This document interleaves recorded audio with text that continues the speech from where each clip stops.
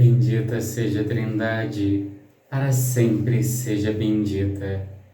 Eu vou começar a ler com vocês o livro A Suma Demoníaca, do padre José Antônio Fortea. Quando ele escreveu esse livro, ele era exorcista, agora, por algumas razões, ele não é mais. Mas o livro é um livro muito importante. É suma porque é feita em forma de perguntas e respostas. Então, são várias perguntas que ele responde, cerca de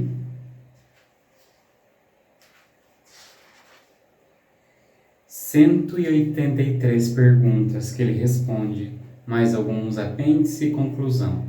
Então, eu vou começar a ler com vocês.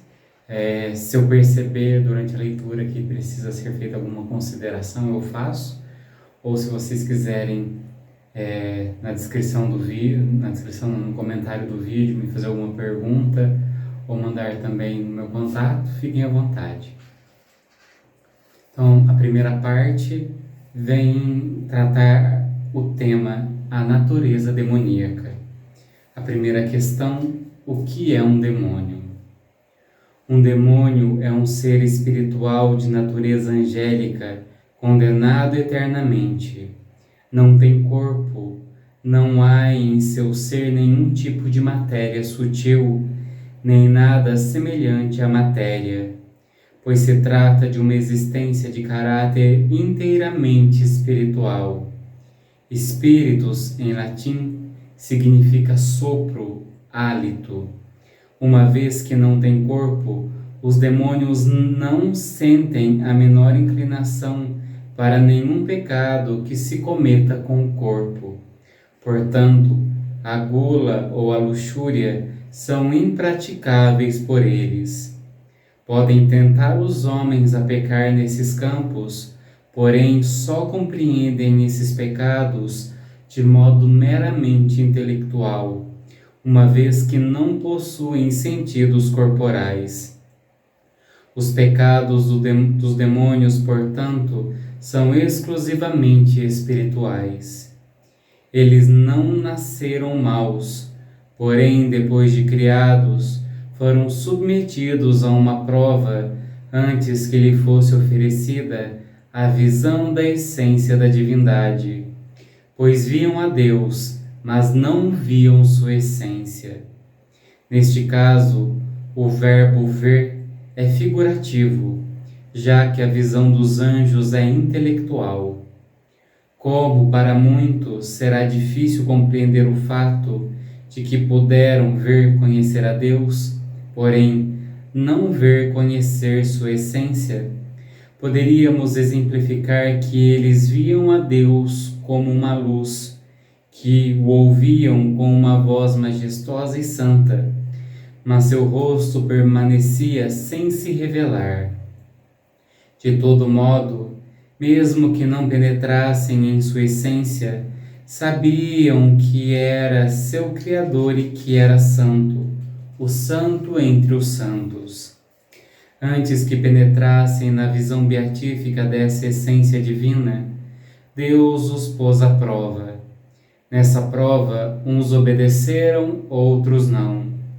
Os que desobedeceram de forma definitiva tornaram-se demônios.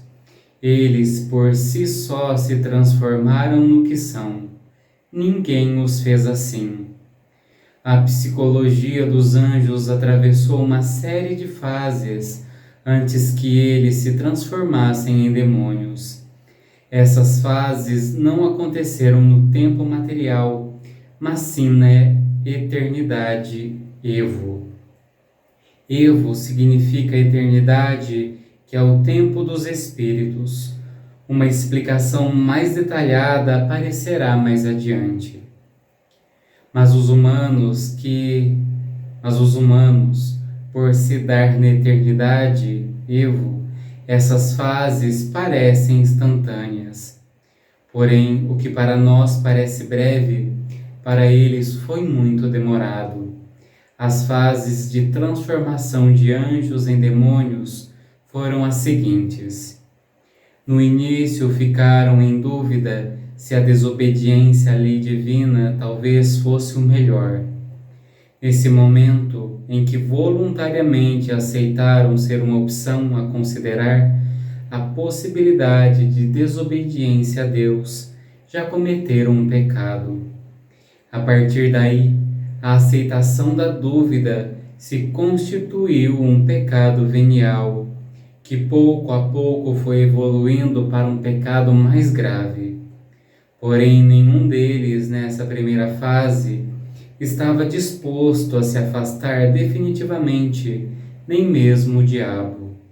Já mais tarde, assentou-se neles o que suas vontades haviam escolhido, apesar dos conselhos da inteligência, a qual lhes recordava que a desobediência era contra a razão. Suas vontades foram se afastando de Deus e, consequentemente, suas inteligências foram aceitando como verdadeiro o mal que haviam escolhido, consolidando-se no erro. A vontade de desobedecer foi se afirmando, fazendo-se cada vez mais profunda. Assim, suas inteligências passaram a buscar cada vez mais razões para que tudo se tornasse cada vez mais justificável. Finalmente, esse processo os levou ao pecado mortal, que se deu em um momento concreto por meio de um ato de vontade. Cada anjo, em determinado momento, não quis só desobedecer, mas inclusive optou por ter uma existência à margem da lei divina. Não era um esfriamento com relação ao amor de Deus, mas uma simples desobediência a algo que lhes fosse difícil de aceitar. Mas na vontade de muitos deles encontrava-se a ideia de um destino separado da Santíssima Trindade, um destino autônomo. Os que perseveraram nesse pensamento e nessa decisão começaram um processo de justificação dessa escolha. Passaram-se a se autoconvencer de que Deus não era Deus, ele era apenas mais um espírito. Até poderia ser seu Criador, porém nele havia erros e falhas. Começaram a acalentar a ideia que havia surgido em seus pensamentos, a de uma existência separada de Deus e de suas normas. A existência separada de Deus aparecia como uma existência mais livre. As normas de Deus, a obediência a Ele e a sua vontade, apareciam progressivamente como uma opressão. Deus passava a ser visto como um tirano do qual deveriam se libertar. Nessa nova fase de distanciamento, já não buscavam simplesmente um destino fora de Deus, uma vez que Deus mesmo lhes parecia um obstáculo para alcançar a liberdade. Pensavam que a beleza e a felicidade do mundo angélico seriam muito melhores sem um opressor. Por que haveria um espírito que se elevava sobre os demais espíritos? Por que sua vontade devia se impor sobre a dos outros espíritos? Por que uma vontade deve se impor sobre as outras vontades? Devem ter pensado: não somos crianças, não somos escravos. Deus já não era um elemento que tinham deixado para trás, mas que começava a se converter para eles em um mal. E assim começaram a odiá-lo. O chamado de Deus para que esses anjos voltassem era visto como uma intromissão inaceitável. Nessa fase, o ódio cresceu mais em alguns espíritos e menos em outros. Pode surpreender que um anjo chegue a odiar a Deus, porém deve-se compreender que Deus já não era visto por eles como um bem, mas como um obstáculo, uma opressão. Ele representava as cadeias dos mandamentos, a falta de liberdade. Já não era visto como pai, mas como fonte de ordens e mandamentos. O ódio nasceu com a energia de suas vontades, resistindo continuamente aos chamados de Deus que, como um pai, os buscava. O ódio nasceu como reação lógica de uma vontade que tem de firmar-se na decisão de abandonar a casa paterna, para dizer em termos que sejam inteligíveis para nós. É como alguém que deseja sair de casa. No início quer apenas partir, mas se o pai o chama mais de uma vez, o filho acaba dizendo que o deixe em paz. Deus o chamava, pois sabia que quanto mais tempo suas vontades ficassem afastadas deles, mais se afirmariam nesse afastamento. Contudo, muitos dos anjos que haviam se afastado, em um primeiro momento voltaram. Essa é a grande luta nos céus de que fala o Apocalipse 12. Houve então a batalha nos céus. Miguel e seus anjos guerreavam contra o dragão. O dragão lutou juntamente com seus anjos, mas foi derrotado, e eles perderam seu lugar nos céus. Assim foi expulso o grande dragão, a antiga serpente, que é chamado demônio ou Satanás, o sedutor do mundo inteiro. Ele foi expulso para a terra, e os seus anjos foram expulsos com ele. Como os anjos podem lutar entre si? Se não têm corpo, quais armas foram usadas? O anjo é espírito. O único combate que se pode travar entre eles é um intelectual. As únicas armas que podem usar são os instrumentos intelectuais. Deus enviava graça a cada anjo para que voltasse à fidelidade e se mantivesse nela. Os anjos davam argumentos aos rebeldes para que voltassem à obediência. No entanto, os anjos rebeldes mostravam suas razões para fundamentar sua postura e introduzir a rebelião entre os anjos fiéis. Nessa conversação entre milhares e milhares de anjos, houve baixas de todos os lados. Anjos rebeldes regressaram à obediência, anjos fiéis foram convencidos com a sedução dos argumentos malignos. A transformação em demônios foi progressiva. Com o passar do tempo, a eternidade é um tipo de tempo. Uns odiaram mais a Deus, outros menos. Uns se fizeram mais soberbos, outros nem tanto. Cada anjo rebelde foi se deformando mais e mais em pecados específicos. Assim como, ao contrário, os anjos fiéis foram se santificando progressivamente. Uns se santificaram mais em uma virtude, outros em outra. Cada anjo se fixou em um aspecto ou outro da divindade. Amou com uma medida de amor. Por isso, entre os anjos fiéis surgiram muitas distinções, segundo a intensidade das virtudes que praticaram. Cada anjo tinha sua própria natureza dada por Deus, porém cada um se santificou numa medida própria, segundo a graça de Deus e a correspondência de sua vontade. Exatamente o contrário ocorreu no caso dos demônios. Cada um recebeu de Deus uma natureza, se deformou segundo seus próprios caminhos extraviados. Por isso a batalha acabou quando cada um deles permaneceu enquadrado em sua postura de forma irreversível. Chegou o momento em que havia só mudanças acidentais em cada ser espiritual.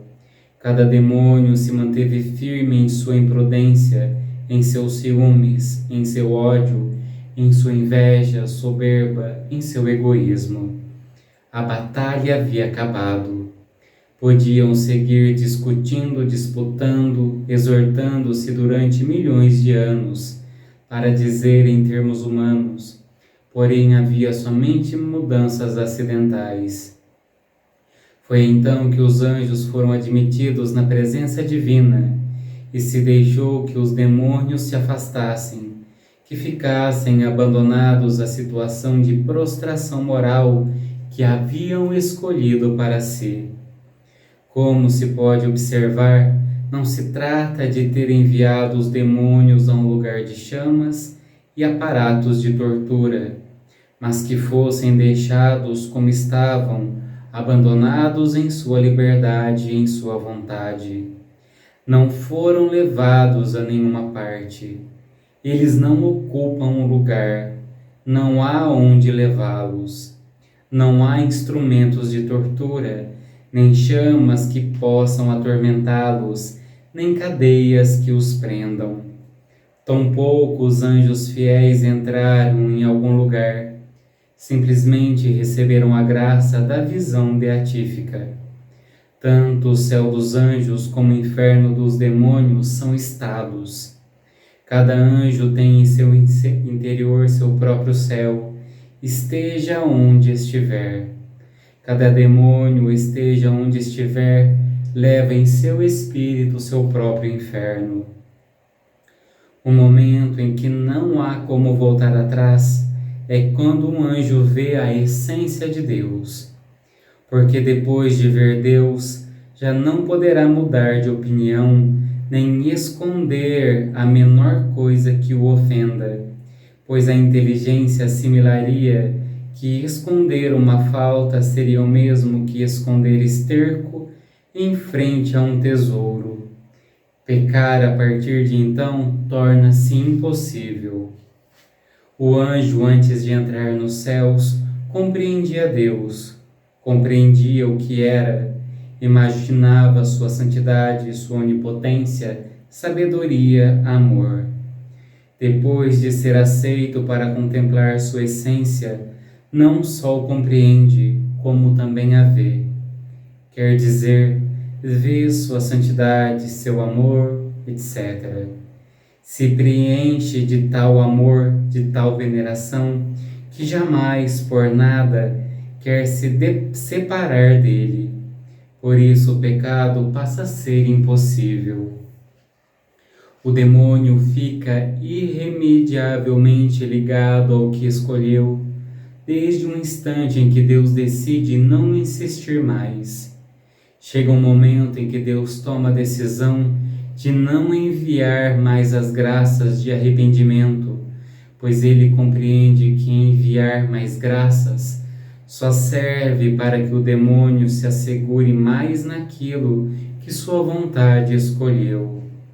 Porque cada graça de arrependimento só pode ser superada, só pode ser vencida, afirmando-se mais no ódio. Chega um momento em que Deus, amor, dá as costas e deixa seu filho seguir seu caminho. Aqui no dar as costas tem uma nota.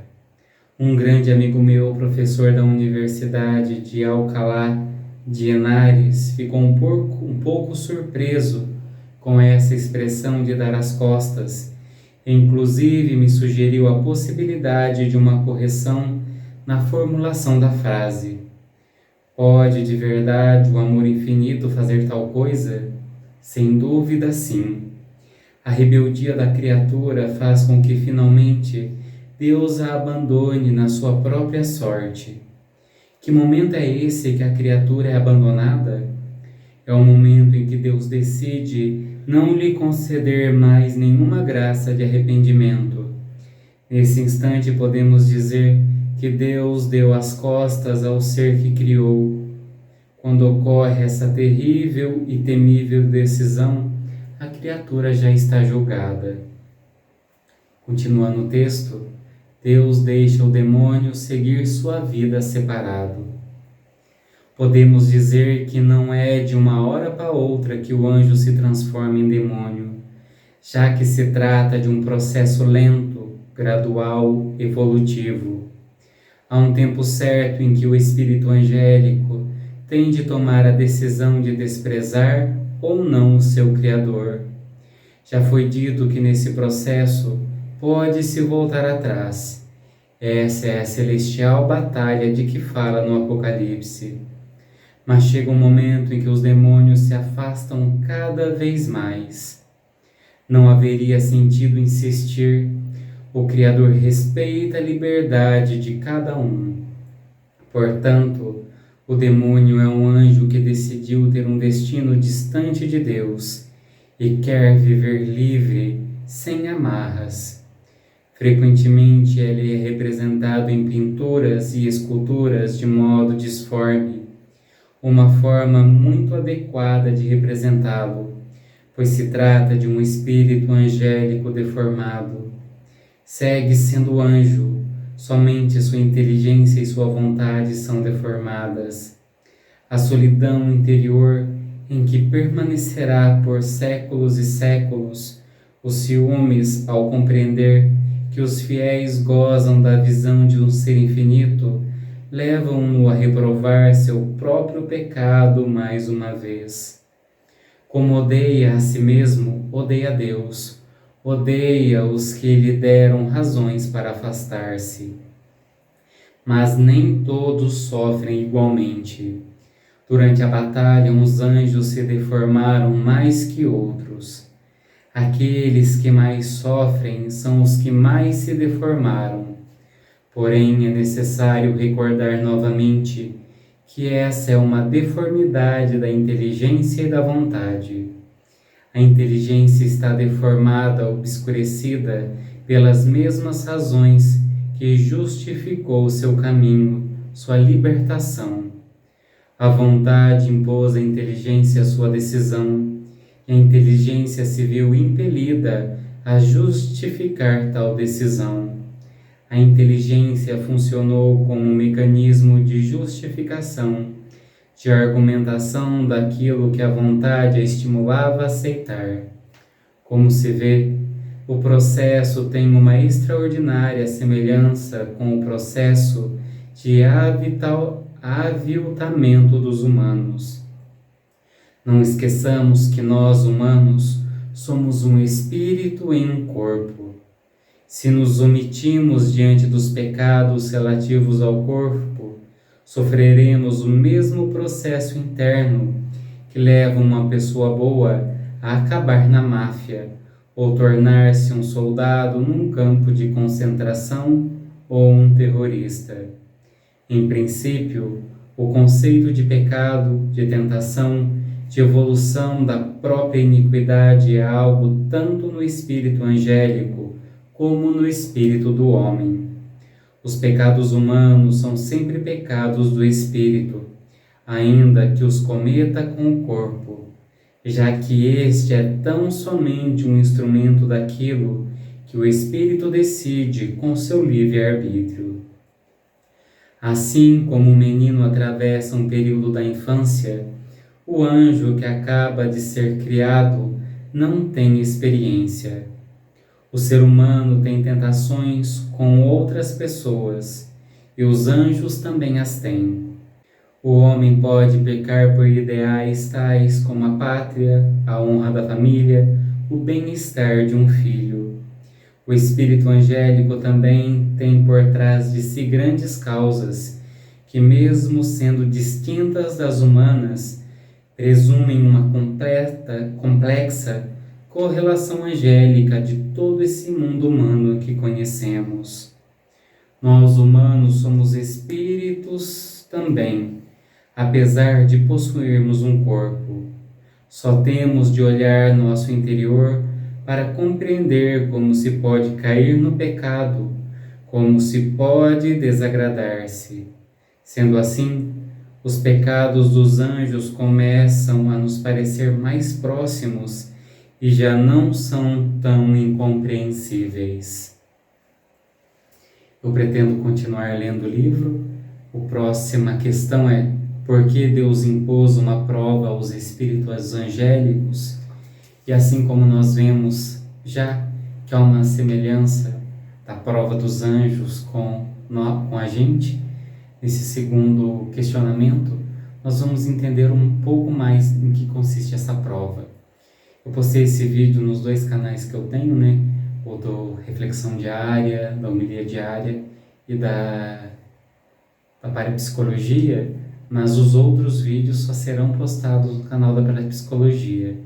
Então, se você quiser entrar no outro canal, aqui na descrição do vídeo tem o link do canal e o grupo de WhatsApp, onde eu envio esses vídeos, essas mensagens.